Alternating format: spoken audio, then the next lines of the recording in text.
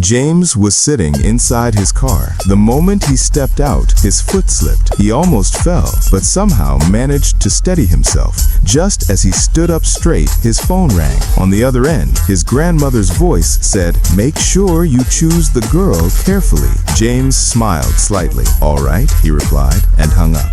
He adjusted his shirt and started walking forward, then suddenly stopped. His shirt was stuck. Annoyed, James looked toward the security guard. The guard quickly freed his shirt. Still limping slightly, James moved ahead. As soon as he entered the hotel lobby, a girl suddenly slipped. James ran forward and caught her, but both of them fell to the ground together. James thought, why isn't she moving? At the same time, the girl gently touched his face, wondering, who is this person I fell on? "I'm sorry," she said softly. "I can't see." She slowly moved away from him. James stood up and picked up her walking stick from the side. He was still looking at her when she suddenly reached her hand forward. James placed the stick in her hand. Then he introduced himself, extending his hand for a handshake.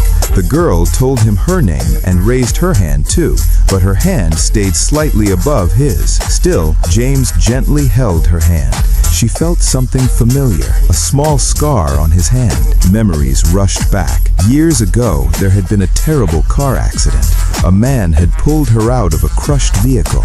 She was badly injured. At that moment, her hand had touched the same scar on his hand, and then everything went dark. Now she knew.